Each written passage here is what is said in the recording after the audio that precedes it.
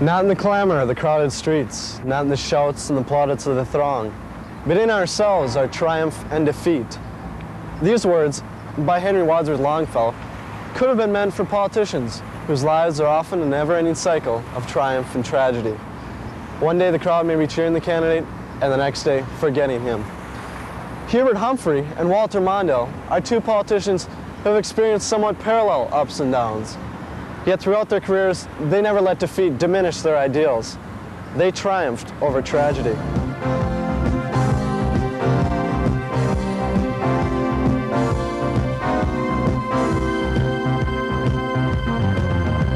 Hubert Humphrey lost his first bid for public office, the 1943 race for mayor of Minneapolis. But he came back in 1945 to defeat the incumbent by promising to reduce crime and clean up the city.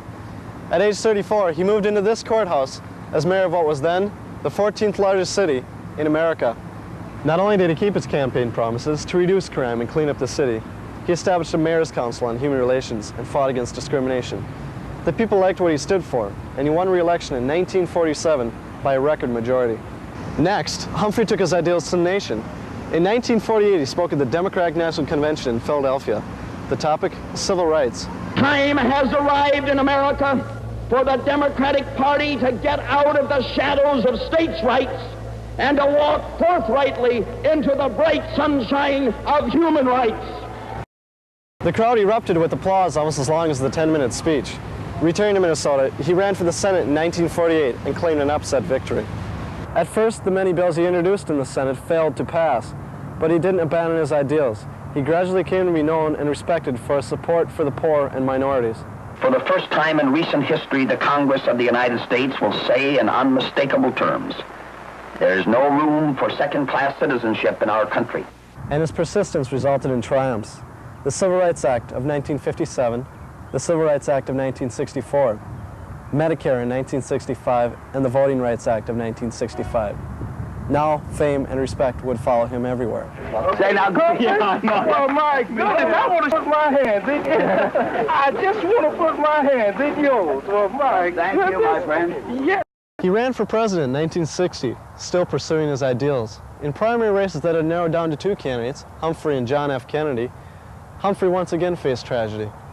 West Virginia was a real downer, no doubt about it. To be beat once in Wisconsin was bad enough, but to go and literally get whipped in West Virginia when all of the senses that a politician have is that he was going to win. The next morning he held a news conference, announced for Jack Kennedy, went out and campaigned for Kennedy. Minnesota was the state that put Kennedy over the top, and it was typical Humphrey, and he became one of Kennedy's closest advisors when he was president. The people continue to respect the man and his ideals even after seeming defeat. As Lyndon Johnson's running mate in 1964 presidential elections, Humphrey became Vice President of the United States in 1965. Once again, tragedy stalked the triumph. The Vietnam War split the party and the country.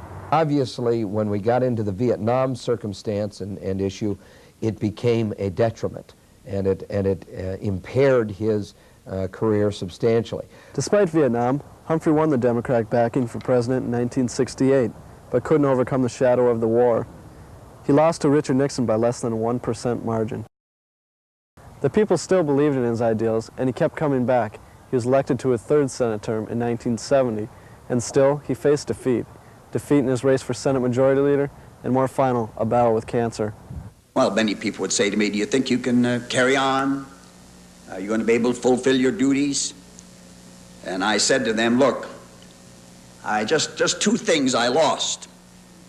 My bladder and my hair. I didn't lose my mind or my guts. And so Humphrey died in 1978, but once again his spirit triumphed. Walter Mondale, a politician strongly influenced by Humphrey's ideals and examples, was to carry on the tradition. Hubert was in many ways almost like a father to me. Mondale's public life began here in this office in 1960 as Attorney General of Minnesota.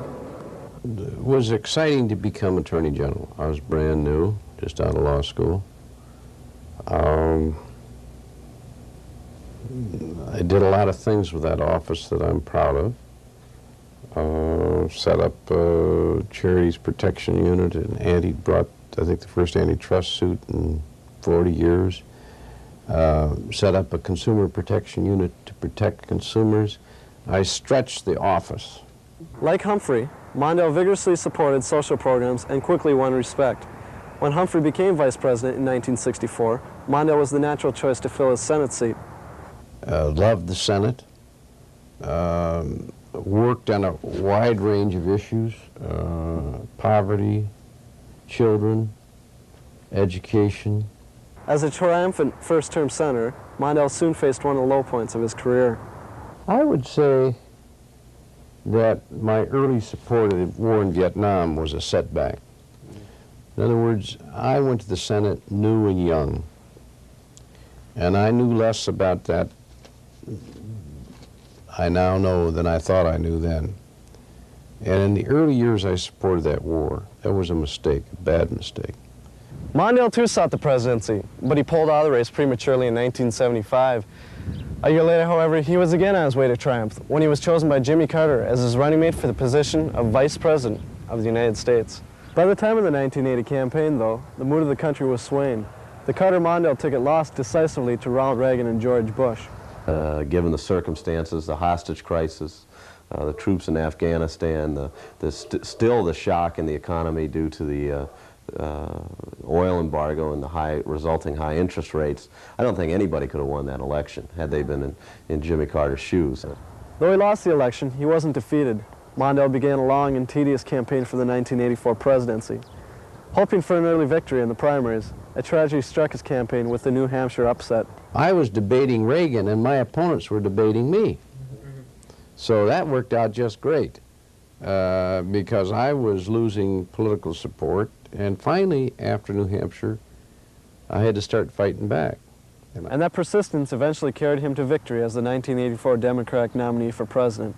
He lost the election, but he wasn't defeated. And even though we lost, I think a lot of what we said will endure, and history will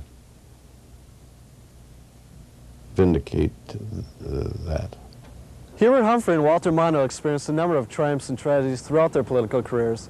Both were outstanding senators, both were successful vice presidents, and both were nominated as their party's presidential candidates. But ironically, though one step away, these two men with similar ideals failed to reach that top political office. A tragedy? Hardly. Their example of never abandoning that ideal has left an important mark on history. They never lost sight of why they were in politics. There are rainy days where it's not so good, but the sun's going to come back out, and to be persistent. If you believe in what you're doing, then you better be willing to take the rough times and tough times and to go forward. And if you have to be defeated for what you believe in, then that's okay, because you tried. The times weren't ready for us. That we were, you know, politics is timing and events in many ways. I think triumph ought to be defined differently. Not just winning or losing, it's doing the right and the decent thing and being honest and the rest. There's more to triumph than only winning elections. Both Hubert Humphrey and Walter Mondale are remembered because of their persistence towards an ideal. The lesson has been well taught. He taught us all how to hope and how to love, how to win and how to lose.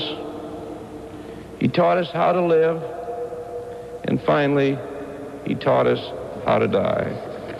If political defeat is a tragedy, then death might be considered the ultimate tragedy. But neither Hubert Humphrey nor Walter Mondale are tragic figures. These ideals speak for themselves. I have enjoyed my life, its disappointments outweighed by its pleasures. I have loved my country in a way that some people consider sentimental and out of style. I still do, and I remain an optimist with joy, without apology, about this country and about the American experiment in democracy. The Humphrey-Mondale tradition is triumph over tragedy.